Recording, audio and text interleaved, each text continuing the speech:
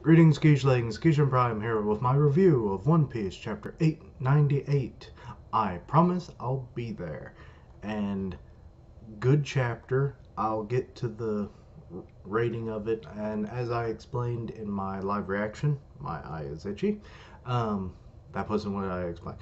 But for live reactions, I won't be rating them. I will only do that in a review, unless that's all I do is the live reaction. So like My Hero will have a score in it because I don't do reviews for it anymore. But anyway, into the thing. We get to meet Road, who is the navigator for the new giant pirates, and he's quite the stylish fellow. Much more so than the other ones we've seen. But that makes, let's see, I think he's only the third one we've seen, so we have two more to go. Um, but yeah, not much really to say about that. Um,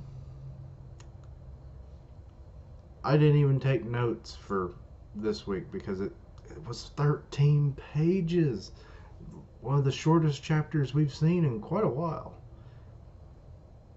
Um, Overall, it was, action packed.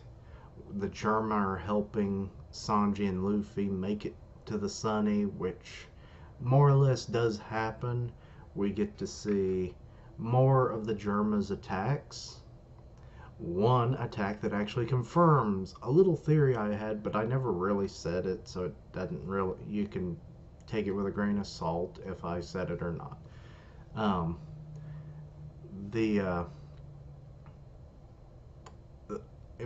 a lot of people were wondering last week was like, oh, why did Montdor want all of the transponder snails and Mushis to be connected? It was for one scene about 5 pages in of uh, Brule confirming what happened in the mirror world because everyone of the Big Mom pirates have been like, oh, Straw Hat made it out due to a dastardly trick, or he ran away. And it's like, I'll tell you the real truth. And it's like, our brother, the ultimate, the perfect, the paragon, was defeated by Straw Hat Luffy. And she's all blubbering and stuff. And it was it was pretty good when I read it because I was like, it's gonna happen when I saw her talking because she would have been like the only person to know. But which really brings up the question, why haven't they actually like gone and gotten him? Because then that could pull into what some of the community has been saying of like Katakuri may be the bridge that allows them to leave on a more peaceful note. Like, hey, he defeated me. You let him go or you have to deal with me. And no one's going to deal with Katakuri. Even in a weakened state, he could probably mop the floor with half the forces. Just get a flowing mochi going and then just cover them all. But yeah. Anyway, with the Germa, it was mostly like they were shocked that it's like, wait, we sent what was his name? Nestorte and his 10,000 strong battalion. And it was like, yeah, he was a flea, with a cloud of flies. He wasn't much. What would a dunce even do with our technology? So, the German don't give no craps about him. And we do get to see a lot of their attacks, some new ones, or at least variants of attacks we've seen. We got to see Sparking Valkyrie from Ichiji, which was, it looked like a laser based attack because it was known as like Light Fist, if I remember right. I have to look that up. Also, Nestorte is the 12th son. I don't think that had ever been confirmed. Um, but sorry, this review's all over the place. uh, I'm trying to upload my reaction and do this, so the pages are loading a little slower. I should have taken notes. Oh well. Uh, but yeah, once the chapter really started getting going was Sanji fleeing, you know, the Big Mom pirates are just shooting and whatever they can to try and kill them because it's like they did that to Brother Katakuri and it's like they must die. So we get a bit of an escort from the Vinsmokes and it's, you know, Oven went in with his flaming Helbert. Ichiji does his sparking Valkyrie, pierces through him and some of the other people. And yeah, Oven's mostly down for the count. We did see him getting up, but I don't think he's going to be that much of a threat moving forward. But maybe. I mean, he's basically like the strongest person on the island, so one attack I don't think would take him completely out, obviously. But then we get so Sanji continues to keep running. Ewan's like, you ain't gonna, get, or I ain't letting you escape now, Blackleg. And he does his giant hammer or whatever thing. I don't know if it's a glass blowpipe that he has, and he's armor hawking it up, or uh, like a balloon, or maybe it's bubble gum. I don't know. Never gets confirmed even in this, but it gets shattered by Yanji, and then Yanji finally his power has been revealed. He is mechanical in nature, so which they were all called cyborgs, but that could just be based on their shared, like attributes. But he seems to be even more so, which I did suspect for a while, especially when that early on after Sanji kicked him in the head, and then that doctor was like, "Pooh," with the pistons, and it was like, "There, now your face is straightened again." And it's like, why? Why is that a thing? And I was like, "Oh, is he a robot or something, or cyborg or something?" And this kind of confirms that his arm can extend outward with his what was it called? Um, wrench Danton, which I don't know what Danton means. I should have looked that up, but oh well.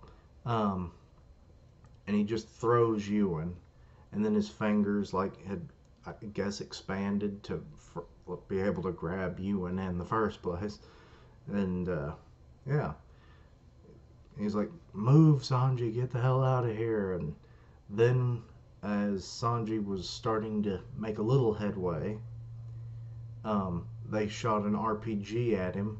Niji comes in real quick, like, and it's like, "Oh, you would have been Swiss cheese if I hadn't been around." And they're like, "Oh, they're about to reach the end of the city," and Oven's like, "What?" So he's not completely out, but he's down enough, as we don't see anything else out of him. Um, but once they reach, or Niji does a tachyon blade. Uh, what was it called? Crap. This is the problem when I don't have it right in front of me sometimes. But tachyon. I oh great, now the page crashed. Lovely. Nope. Henry Blazer, which Henry has to be something that I'm just not aware of. But yeah, it just kind of like dashes through the crowd, slashing them as he goes, slashing all the way. It's not Christmas time yet. uh, so yeah, so they make it out of the city, and then he's like, "See you later, failure," and just throws him. It's like, what? The face that Sanji made, I was like, this has to kind of be my thumbnail once I really got a better look at it. And yeah, Oven's like, "Hey, Snack, Brownie, Junkante, kill him, kill them all." Brownie couldn't even get to the phone in time, so I don't. But he heard it, obviously. So they had like a gas squad, gas canister launchers and stuff, and they're like, aim and fire. But that's when Big Sister Reiju decides to, no, you touch my brother and you die. So instead of them gassing, they got gassed with deadly poison. Pink Hornet, to be precise, which it was translated as Pink Poison Arrow, which I believe we've seen some variant of all of their moves. That one, I believe, also. So, really, nothing super new from the Germa, but it was nice to see them actually doing something overall. And with that, the Straw Hats are kind of like, yeah, we're rejoicing, which I pointed it out either, I forget which chapter it was that had the map of the battlefield, and the left side of the island, which was where the Straw Hats were closer to, was like the least defended part, and that's where they're going. So, yeah, and Smoothie with Daifuku on board because his ship was damaged and he couldn't, you know, navigate it any further. Thanks to our little carrot girl, uh, who it should be their lookout, because she even did that in this chapter. And this is like the third time she's done it. I think Oda is setting that up, and well, with Daifuku on board, Smoothie's like, you didn't even defeat them. And he's like, hey, at least I caught back up. Well, weak defense. Daifuku, weak sauce. But, so now Sanji's just a hop and a skip, or skywalk and a skip, I guess, to the Straw Hats and the Sunny. And Luffy's still sleeping through the whole thing, so I mean, he could sleep through a storm and a war, so he can sleep through anything. Overall, I thought the chapter was fun. It was exciting with the Germa coming along, and they were just kind of escorting the Straw Hats, which I guess this possibly destroys Joy Boy's theory of them coming, or Ichiji anyway, because he was the first one to act as a antagonist for Sanji. So, and also no raid suit for Sanji, which might have been cool for a one-time power-up maybe, but I don't think a permanent thing would have been something for him. Unless it was maybe like a business suit. I saw that idea circulating and I was like, maybe. But only in like the worst situations because I don't think he'd accept that, all the time. Which is about what they do with theirs anyway. So, but yeah, so the crew is mostly back together now, and we're getting close to 900, which is probably when this arc will end. So maybe another chapter and a half of them getting out of Totland, and then, the last half of 900, they're like, yes, we're finally out of this hellhole. I don't know. But anyway, overall, I'll give it a I'll give it a 4.5 just because I had fun with it. A lot of things came together that people either thought were going to happen or things that needed to happen for this chapter to be good. So, yeah, I'll give it a 4.5 just because I had a lot of fun with it. But anyway, thank you for watching. Like, comment, and subscribe. Follow me on Twitter at Keishan Prime, and I'll see you next time. Keishlings, roll out.